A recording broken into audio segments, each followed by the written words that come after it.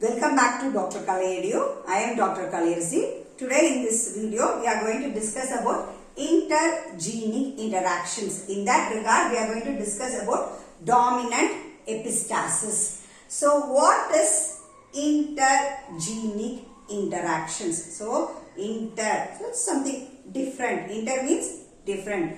So, interactions. What are these interactions? So, mixing up of characters or expression of characters. So, these interactions takes place between the alleles.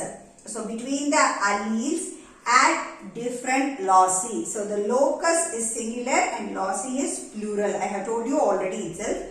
So, the locus is nothing but a place, a point where the gene or allele is present is called as loci, okay, loci or locus, okay. So, interactions takes place between the alleles at different loci is called as an intergenic interactions. Intergenic interactions.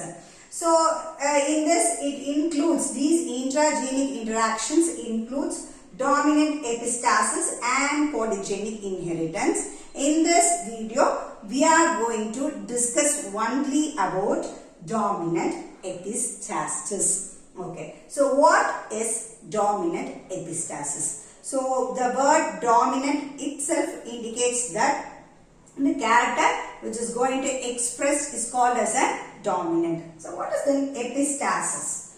So, two alleles of a particular gene at one locus, okay, two alleles of a particular gene, two alleles are there in a particular gene, in a particular locus, it is going to interfere another gene from another locus.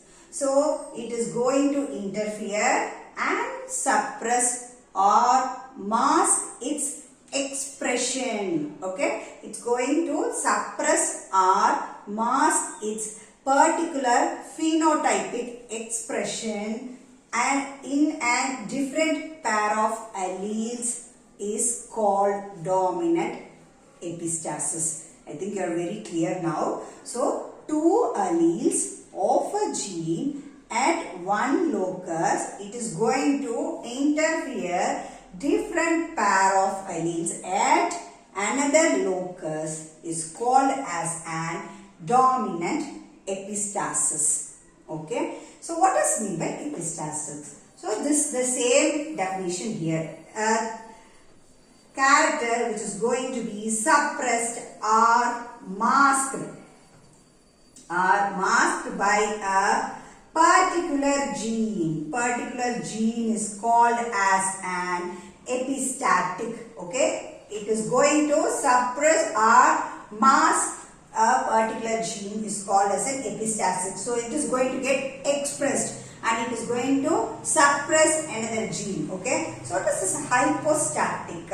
So, a gene which is got interfered, the gene which is going to get interfered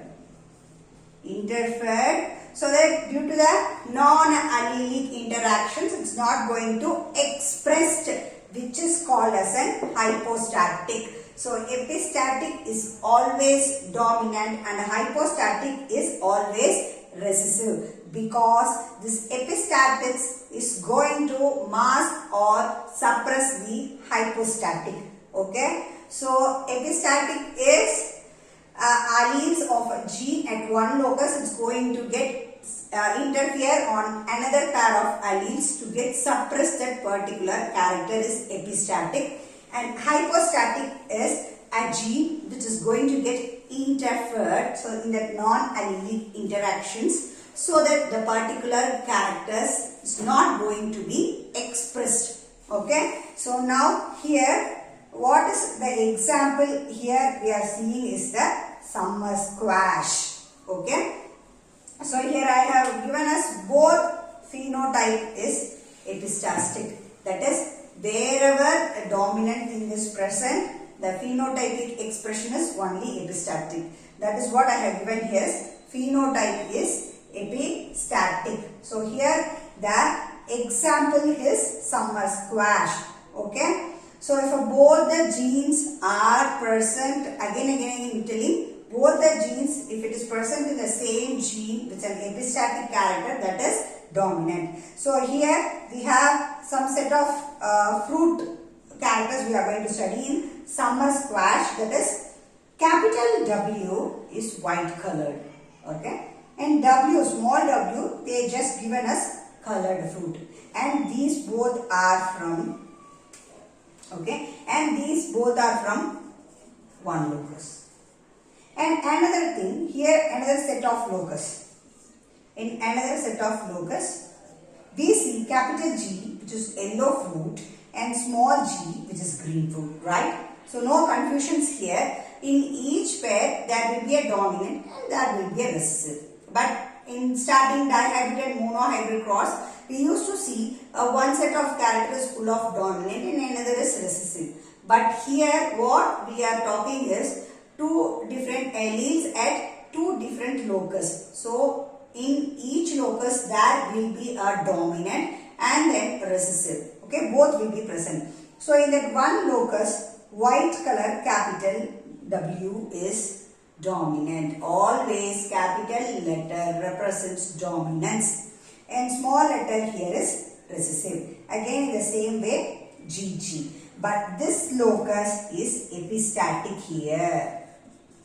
According to that experiment done, they have found that this white color is epistatic. So how it is done? Now we can explain. Now I will explain. So here capital W, capital WW and small gg, small WW and capital GG. According to this, we have write one locus and then another locus. Okay. So here what is the thing is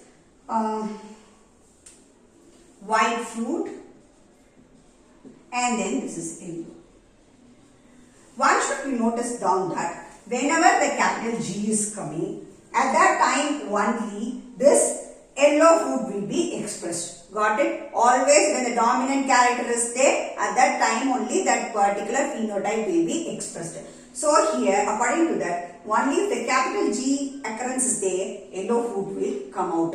Other than that, only we can see the expression of this white fruit.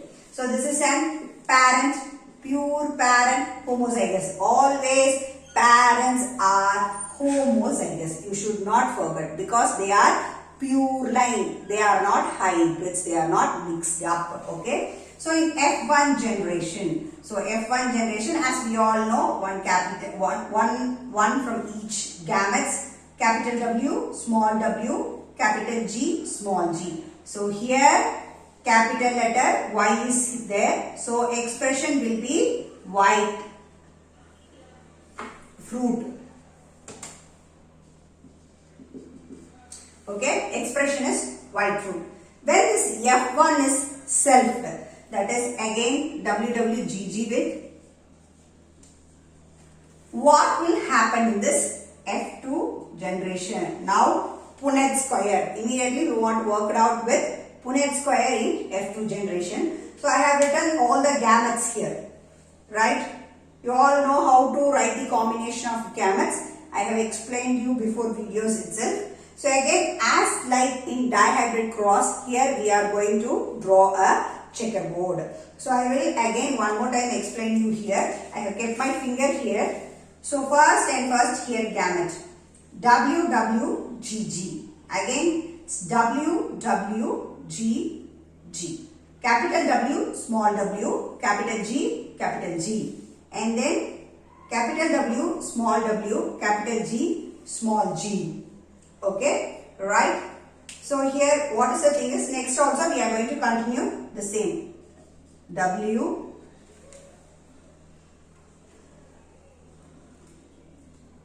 okay, WWGG. So WWGG.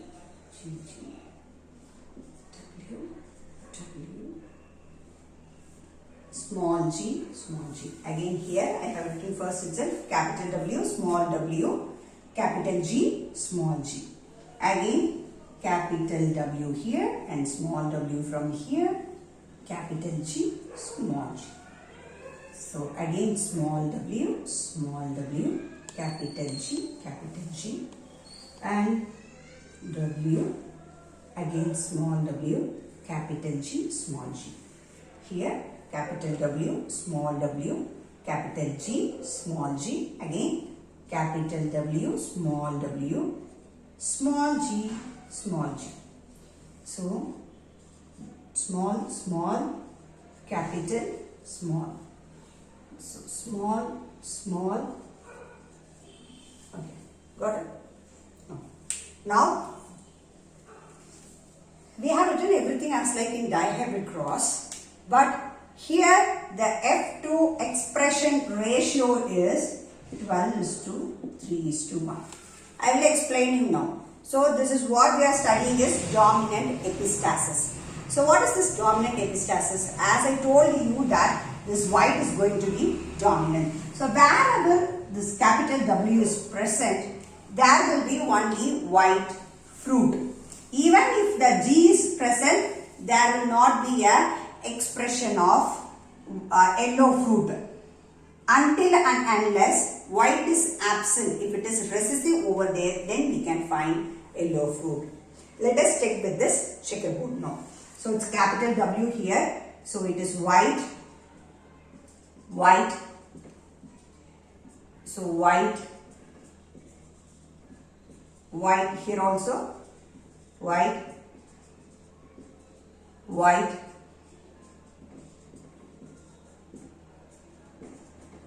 Here we can find white.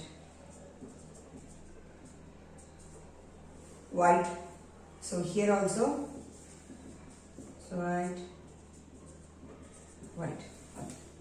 So now there and all we are seeing immediately capital W first. Immediately we should know that it's an expression of white fruit. Now I can see all this capital W's. Everything is white. So what about this 4? Now we are seeing recessive character here. Recessive character and not the dominant. Once this G is expressed, here now G dominant is expressed, we will get yellow fruit here. G is here. There is no capital W. So next will be yellow fruit. Okay. So here also yellow fruit. But here see totally recessive. Last is totally recessive. We have here as an G as green fruit. G as green fruit. So here it is small g and it is green. Right. So now 12:3:1 you have understood, I think. So 12 is white and 3 is yellow. Again 1 is green. Right. So this is an explanation for that dominant epistasis. So you are very clear with this dominant epistasis, I think. So here the ratio is 12:3:1, slightly different from dihedral cross. So if you have any doubts regarding this, you can comment me in the comment section. I will clear your doubts. So next video we are going to study about that polygenic inheritance. Thank you.